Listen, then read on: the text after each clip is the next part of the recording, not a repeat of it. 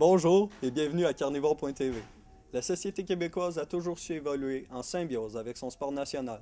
En fait, le hockey aurait été le catalyseur de l'identité francophone à une époque de répression de la part de la noblesse anglaise. Inspirant la collectivité comme de nombreux artistes, les nombreux films qui portèrent à l'écran les exploits de ces athlètes ont su s'inscrire dans une logique d'identité nationale qu'on a vu s'exprimer récemment dans des films comme Maurice Richard et Lancé Compte. En fait, que ce soit pour faire revivre une vieille rivalité ou narrer les exploits d'un héros national, le cinéma québécois a toujours su exploiter la fibre patriotique en nous pour vendre, notamment avec Lancé Compte et ses 2,5 millions en recettes, mais aussi pour faire rêver et innover d'un point de vue technique dans les studios nécessitant un tournage public. Pour nous, il est clair, le sport et le cinéma ne font qu'un dans la lentille d'une caméra. Reportage de Guillaume Perrault. Depuis la fin des années 70, de plus en plus de films sont réalisés au Québec. Tentant de représenter la réalité québécoise au travers de leurs films, les grands réalisateurs avaient un défi de taille, que ce soit avec la rivalité Montréal-Québec, l'histoire du Québec ou les ligues de garage. Ces différentes réalités étaient bien présentes dans ces films. Pas moins de 3 films sportifs se retrouvent dans le top 10 des films les plus vus en termes d'assistance au Québec. De Lambert à Stan, les séries et films de Lancé Compte et les Boys permettent aux spectateurs amateurs du cinéma québécois de se reconnaître dans les diverses histoires à l'atteinte des sujets près des Québécois.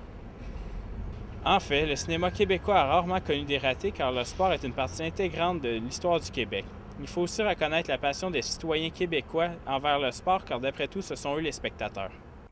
On ressent évidemment un lien important entre la rivalité montréalaise et les films québécois. La popularité de ces films est aussi importante, mais c'est plutôt le lien avec les faits vécus qui en fait des films de très bonne qualité.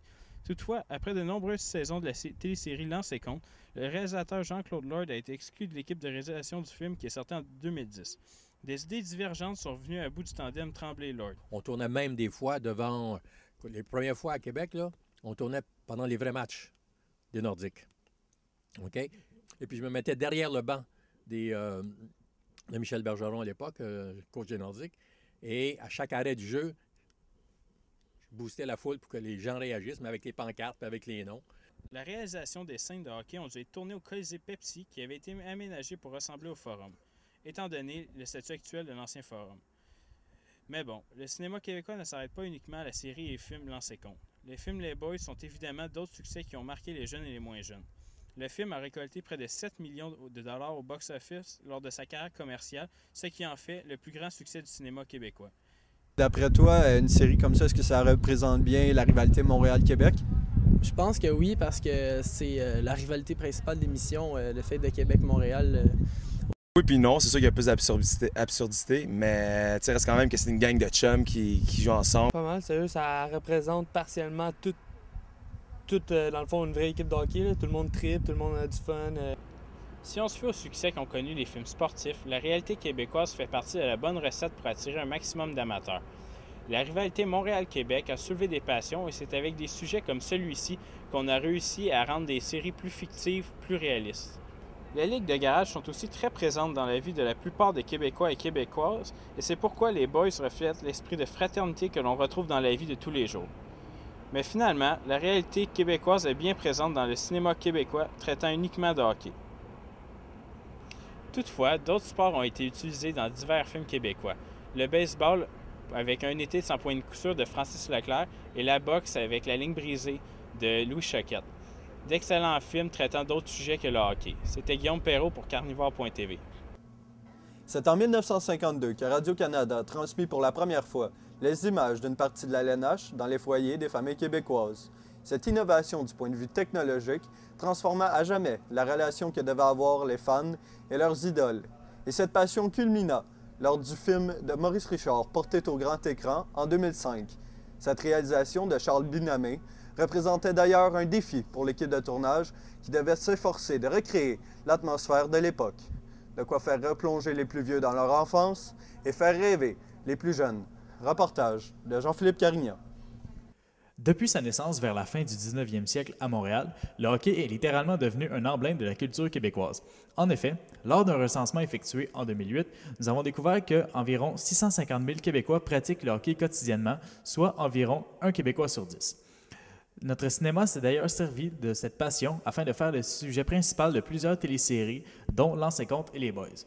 Certains sont également devenus des héros pour notre peuple grâce à ce sport. C'est le cas de Maurice Richard, dont l'histoire a été adaptée au cinéma par Charles Binamé en 2005. La transformation des comédiens de ce film en sportifs professionnels constituait un défi de taille pour le réalisateur.